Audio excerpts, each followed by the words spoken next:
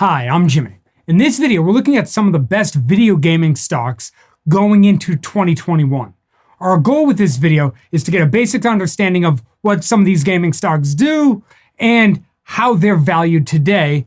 And then we're going to see if we can try to come up with what might be a good way to play gaming stocks at this point. Okay, now when we search for gaming stocks, well, we might actually come up with either video game stocks or gambling stocks. This video, I'm focusing on video gaming stocks. If you're curious to see a video on gaming stocks, let me know in the comments below. That might be an interesting video to do as well. But just to get that clarification out of the way. Okay, so let's jump right in. So first, as far as gaming stocks go, well, I think it makes sense to start with the companies that produce gaming consoles. The primary gaming consoles are creators from Sony. They create the PlayStation. Then Nintendo. Their biggest console right now is the Nintendo Switch. And then finally, we have Microsoft, and they produce the Xbox. Now, if we're looking for more of a pure play console creator investment, well, Nintendo is it's the best choice. Because in 2020, as far as the revenue go, 93% of Nintendo's about $12 billion in revenue came from the Nintendo Switch platform. Now, the Nintendo Switch has been around for a couple of years, and it's well known that they're going to have to continue to innovate, come out with new versions of it, new updates, things along those lines, to continue to generate revenue for Nintendo. Now, I should also point out that Nintendo owns the rights to a ton of awesome video games as well. The most obvious example is the whole Super Mario Brothers series and characters, the whole universe that they've created. So that has consistently done well for them for a long time. Okay, now we have Sony. So Sony is a much larger company, but the PlayStation platform for Sony is a huge revenue generator. Now, Sony doesn't actually make a ton of profit on their actual PlayStation consoles, but they have almost 50 million game network subscribers. They also have their own games that they sell, so they generate a reasonable amount of profit there. So the theory here is that if they were to sell a PlayStation console for less than they could realistically get for it, I believe the new PlayStation 5, the digital edition, you can get for about $400 American, assuming we could actually get our hands on one. Well, in theory, they sell it for a lower price, but more people buy it because the price is a little bit lower than it could otherwise be. More people buy games, more people join the network. That, in theory, boosts revenue for a longer period of time. Instead of getting one burst of revenue when they sell the console, well, they can get people hooked into the system for a longer period of time. Another similar strategy is what Microsoft does with the Microsoft Xbox. Now, Microsoft breaks their business into different segments. They have gaming generating 8%, I believe, 8% of last year's revenue. For comparison, Sony has a segment that they call the game and network segment, network services segment, and that generated about 23% of revenue. So for Sony, they generated almost $18 billion in revenue, and Microsoft generated almost $12 billion in revenue in the two segments. So that's what I meant when I was talking about Nintendo, which generated $12 billion total for the entire company. Well, they're much more of a pure play company because Microsoft and Sony clearly have other divisions in their business, which in theory could make them good diversifier plays while still exposing us to the video gaming concept. Okay, so that touches on the size of some of these companies. Now I just want to talk real quick about why I was looking at these companies to begin with, and then we'll touch on some of the video game creators themselves, and then we'll look at some of the possible valuation, the valuation side of a lot of these stocks. So the reason that I started looking at video gaming companies is that since the coronavirus has happened, well, revenue for a lot of the video game companies has seen a nice boost, which is quite obvious considering a lot of people have been at home, so playing more video games makes sense. Now, many analysts are forecasting that the revenue uptick that we saw from the coronavirus is going to stay after COVID-19 is behind us. So let's assume that that's true. Well, I assume that the growth rate for these companies is clearly going to slow. You're not going to get the same huge jump you got when coronavirus happened.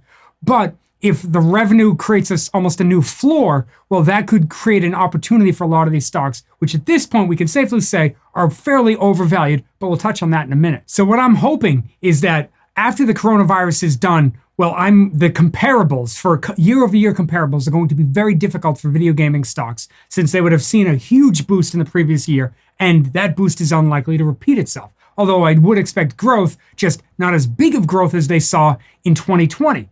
Now, if that's the case, well, some of the stocks could pull back, and I think that could be where the real opportunity is for investors. So that's what we're looking for. Okay, now over to some of the video game creators themselves. So the largest video game creator on our list is Activision Blizzard. Their ticker symbol's ATVI. They make games like World of Warcraft, they have Candy Crush, Call of Duty, and the list goes on and on. They make quite a few games, but those are their big name ones. Okay, then we have Electronic Arts, ticker symbol EA. Electronic Arts, their biggest franchises are franchises that they license, things like the Madden games, or FIFA, or the Star Wars games. They also have some of their own games, something like Battlefield or The Sims. So those are some big names for them. Then the next one we have is Take-Two Interactive, ticker symbol TTWO. Now they have a few different brands that are under their umbrella. They have Rockstar, which has a lot of games. They have their biggest game is Grand Theft Auto. Then they also have 2K.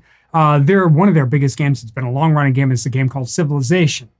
Okay, then we're switching over to our last video game producer, which is more of a mobile game producer, and that's Zynga. I think that's how you pronounce it. Either way, ticker symbol ZNGA.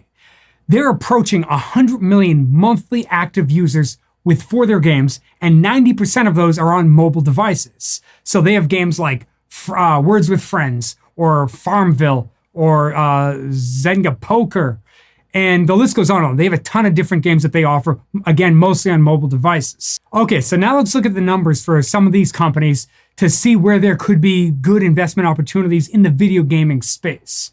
Now, clearly, when we look at these companies, Microsoft by far produces the most revenue and the most profit. Now, the real problem, the way that I see it at least, is that a lot of these video gaming stocks are currently trading at a very high PE ratio. And just to put this in a little bit of perspective, right now the S&P 500 is at a quite of a high level for as far as the S&P 500 PE ratio goes, and right now it's trading about 30x, which is historically quite high. Many of these companies are above that level. Now, one obvious exception is Zynga, because they actually don't have a PE ratio because net income actually came in as a negative number. So they have $1.7 billion coming off of a 51% growth rate in revenue over the past 12 months. And I should also point out that this negative $81 million is actually adjusted earnings. So when I analyze a company, I generally try to adjust US GAAP numbers to offset for one-time charges or things that shouldn't reoccur. And they take adjusted US GAAP, so they take the accounting numbers and they adjust them.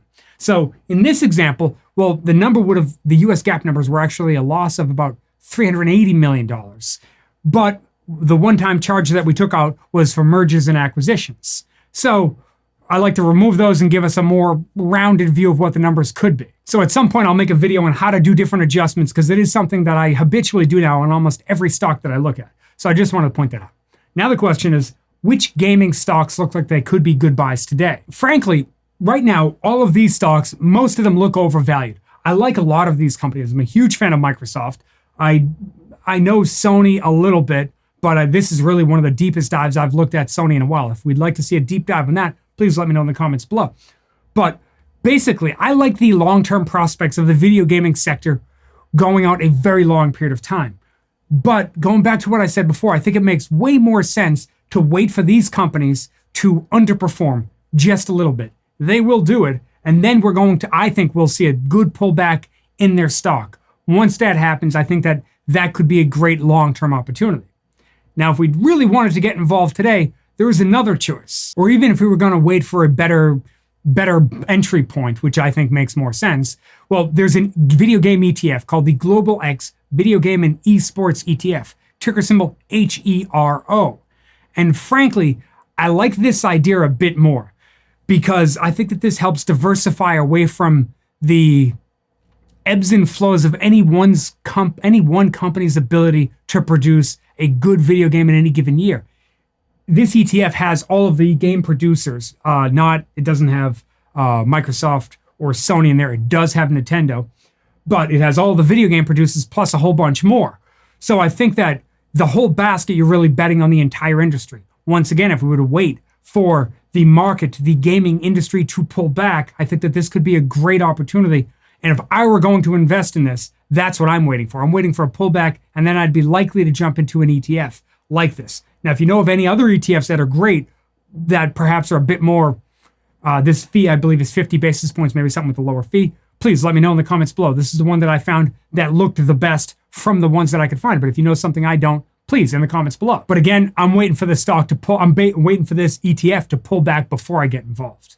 Now, if you might ask the question, does it make sense, since we know that the stock market is trading at a very high PE right now, does it even make sense to invest at all?